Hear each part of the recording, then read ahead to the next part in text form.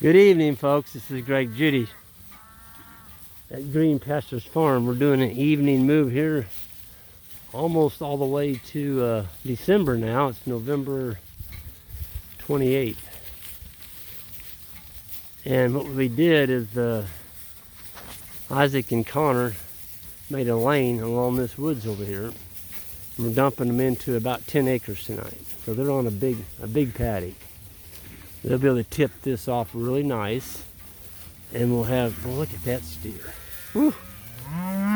He's a fatty. And they'll tip this off real nice. They'll just be super full in the morning. And we left a lot of grass back there on that paddock that we were on this morning.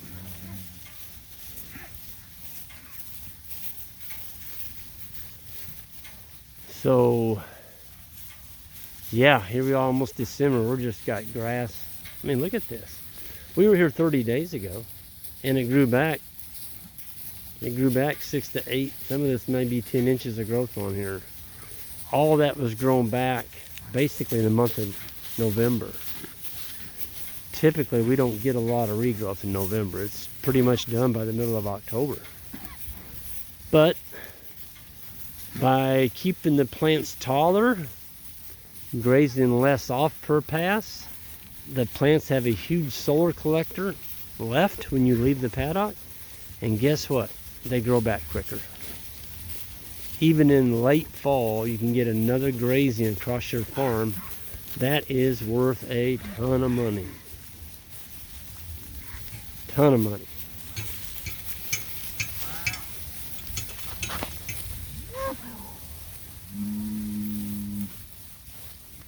Got really cold here, down to single digits, and cold rain, and been watching a few of the cows. There's a few coughing, but I'm watching them. The ears are still up and they're grazing quite contentedly. And so when you have animals that are still grazing, the ears are up, you know, they're not sick enough that it's a big concern. They're probably just got a little bit of a cold from that cold rain. I know it was a miserable day or so of that. But the animals look good tonight. They're pretty tough creatures. You give them all they want to eat and keep them moving. There's not too much that really hammers them, you know. Bulls.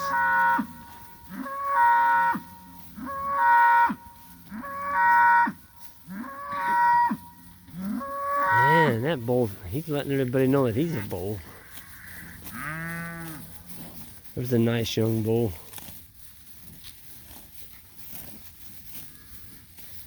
We got a bunch of them in here, and folks are starting to put in their names, and we're definitely not taking any deposits until the first of the year, but I did start a customer list for bulls, and people are starting to get their names in for 2022. Now, those bulls won't be sold until the end of May, 1st of June, and there's going to be some good ones in here.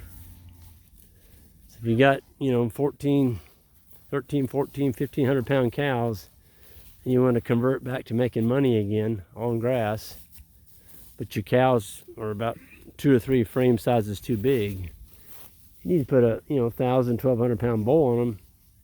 You'll get there pretty darn quick. Get back to making some money on forage instead of having to feed them all the time. Shouldn't have to feed a beef animal. This is what they're designed to do right here. And if you get your size right, they can do it. If you don't have your size right, they can't do it. They're just too darn big. Man, look at that fescue in here. My goodness. This is grazed 30 days ago. And folks, I counted 17 deer up here in deer season.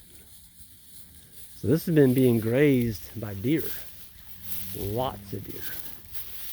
Well, here's a dandy. This is going to be a really nice bull next year. Low to the ground, small bones on his legs, that's what you want. Nice rump. And yeah, I got tickled. You know, there's always somebody trying to jab you no matter what you do. You could be doing everything perfectly right and somebody's still gonna jab you. It's just the way people are. But I don't deal with those people. I just delete it. I'm not gonna mess with people that are miserable, and it's their purpose in life to make you miserable, so heck with them. But I had a guy the other day comment, oh, you got them little bitty red things and you don't get no money for them, and yeah, you gotta get them big old cows. That's where the money's at. You gotta get them big. And, you know, there's no money in buying hay. You gotta bail it on your own farm, or you're not a real farmer, or something like that. It was just a lot of hatred, and you know, you just gotta delete that. You're not gonna change that person's mind. And all you wanted to do was fight. And I'm like, you can just keep your high maintenance cows and bale all the hay you want. I don't care. If you want to do that, knock yourself out. But for what we can buy hay from hay contractors around here for, it doesn't make any sense to own the equipment and bale the hay off your property when you can buy it. It just doesn't make any sense. Doesn't. That's what people do. There's some people that don't even own a cow. That's all they do is bale hay. Keep those people in business. They can make a living too, and I'm happy that they bale hay.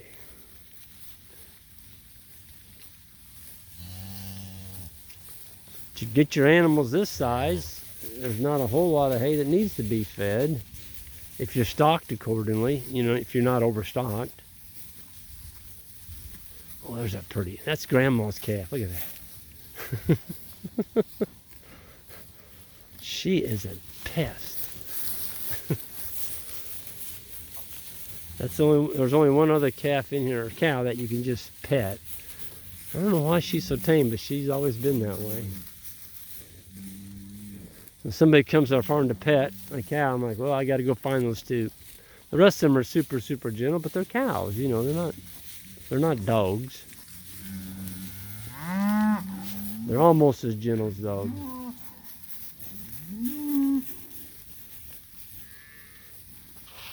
There's a lot of people, I get a lot of emails from people starting out farming. They've bought some land, and you know, they're a little bit lost on what to do, you know, where to start at. And you know, I just keep telling people, you know, you've got to get your fence in order. Number one, you got to get your fence in order. If you can't keep the animals on your farm, you don't have any business owning livestock. Get your fence in order. Get a good one. When I say fence, I'm not talking about a poly wire. I'm talking about 5 strands of high tensile, or you know, if you're a barbed wire guy, you like barbed wire, well then build barbed wire or woven wire. I don't care, but you can't put a poly wire up and call that a perimeter boundary fence. It is not. It's a temporary fence. We use it all the time, every single day, but we've got a boundary fence, which is that over there. That's an old fence line, 5-strand barb. It's been there for 70 years. Of course, I've patched it up. It's got some woven wire in it too, but that's a boundary fence. Cattle got to really want to get out of here to go through that. Poly wire, a deer can run through it and your cows are gone. So get your fence in order. Then your water. Get you some good water. Don't be having to haul water to your animals. These things drink, you know, a 1,000-pound cow, they're going to drink 15 gallons on a really hot day. In the wintertime, they may drink 4 to 5 gallons. You don't want to be hauling that water when it's freezing out. Get you some water, whether it's a pond or a piped-in frost-free tank or something, but get some water out there. And then you can get your animals. Get you a few good ones. It's a whole lot better to go find some moderate frame cows. We prefer red because they don't get as hot in the summer. When we get hot summers, it's not too long you can get cows looking like that. Folks, that cow there make you a ton of money. She's got a calf sucking on her. Look at her. She's fat. And it's wintertime. She keeps herself in that kind of condition. You don't want a cow looking like a rack of bones going into winter. And if they do, it's because they're a high maintenance animal. They're milking too much. They're not being able to convert enough forage into fat and flesh, and they're not going to keep their weight on. They're going to get thin on you. And the thin cow in the wintertime is a cow that's going to eat a lot. She's going to put you out of business. Just absolutely will.